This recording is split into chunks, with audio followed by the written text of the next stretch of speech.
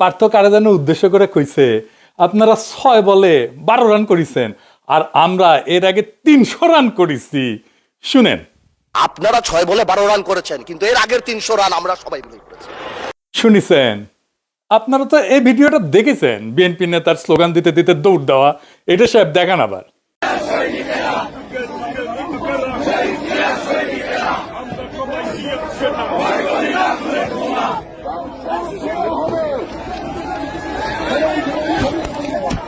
দেখেছেন? কেউ জানতেন যে কেন দৌড় মারিচ্ছে? ওই পার্থ আজকে কলে কয়া দিল 300 রান করা লাগবি না, ওই জন্য দৌড় মারিছে। বিএনপির দৌড়ের উপরে রেখা তাহলে হাসিনা ভালোই করেছে, রান বেশি উঠেছে। দৌড় মারাটাই ওদের কাছে আন্দোলন। আপনারা ঈদের পরে আন্দোলন আন্দোলন শুনেছিলেন না? খালি ঈদের পরে তীব্র আন্দোলনের ডাক দিত মির্জা ফখরুল কেসি গেটের মাঝখানে বসে।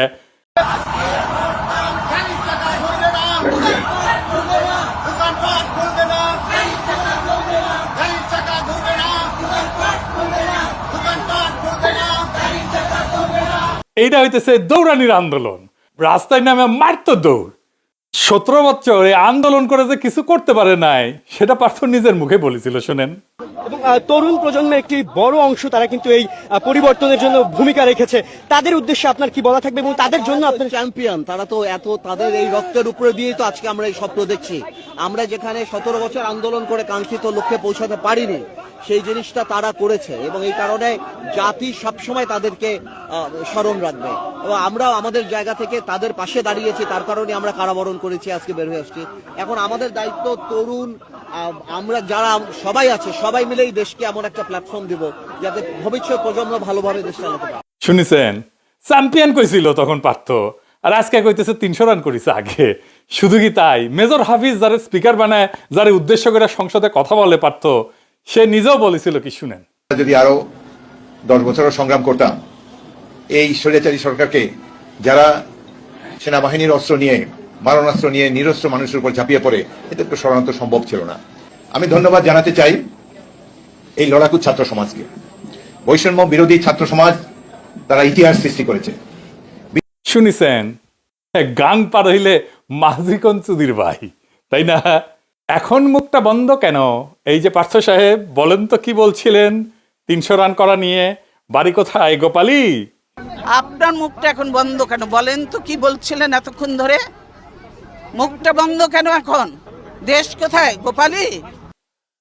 আওয়ামী লীগের রক্ষিতা এই সংবিধানের ফেলায় আওয়ামী লীগ ভাগিছে, তো ইদ্যৎকালটা তো শেষ হইতে দেন, তারপরে নিকা বসেন।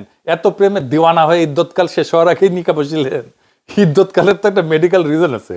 72-এর সংবিধানে পেটের তো বাকশালের বীজ আছে, ওই পোলা তো পেটের মধ্যে আছে, ফ্যাসিবাদের বীজ আছে, ওইটা থেকে বাকশালী বের হবে, পয়দা হবে ফ্যাসিবাদী। আপনি ভারপ্রাপ্ত ভাদারি হয়ে থাকবেন। 72-এর সংবিধান শুধু রাজনৈতিক স্মারক না, এটা ইনস্টিটিউশনাল ফেইলিওরের উৎস। তবে পারতো একটা জিনিস বুঝলাম না, আপনি যেমন সংবিধানের বিরুদ্ধে কইছিলেন, ঠিক তেমনি আন্তর্জাতিক খ্যাতি সম্পন্ন বাটপার বিকাশ নুরাও কিন্তু কইছিল। শুনেন, এই গণবিরোধী সংবিধান দিয়ে বাংলাদেশ আর চলবে না। আজকে জাতির প্রয়োজনে নতুন সংবিধান রচনা করতে হবে। বিকাশ নুরা মন্ত্রী হইল, আপনি কেন হইলেন না? এই 72-এর সংবিধানে পড়তে পড়তে লুকায় আছে ফ্যাসিবাদ। এই সংবিধানে জন্ম দিছিল হাসিনার ফ্যাসিবাদ। বাংলাদেশে আরো ফিরে আসবে ফ্যাসিবাদ যদি এই 72-এর সংবিধান থাকে।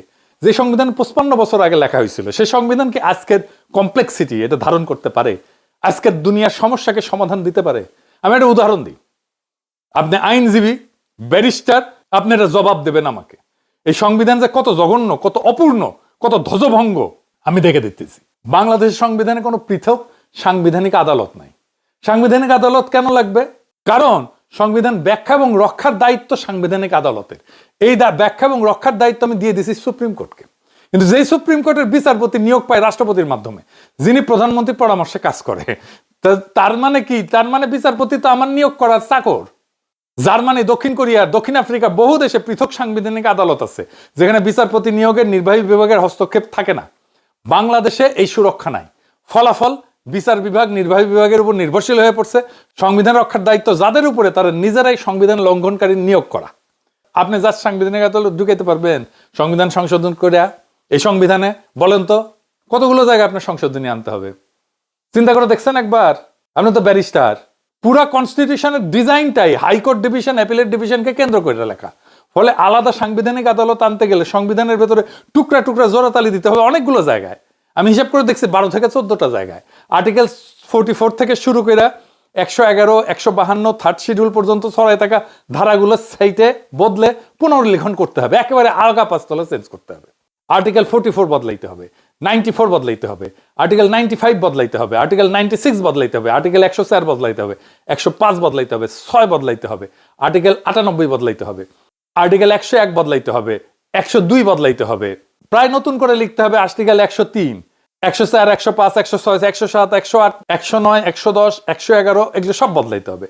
আর্টিকেল 152 বদলাইতে হবে, থার্ড শিডিউল হাত দিতে হবে। আর্টিকেল 148 পুরো আবার পুনর্লিখন করতে হবে, পুরো প্রথম আগা পাঁচতলা।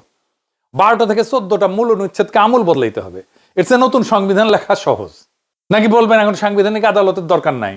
আপনারা বলেন সংসদ মহান, সংসদ সার্বভৌম। না, সংবিধান ব্যাখ্যা আর রক্ষা করার দায়িত্ব সুপ্রিম কোর্টের। আপনার কিসের সার্বভৌম?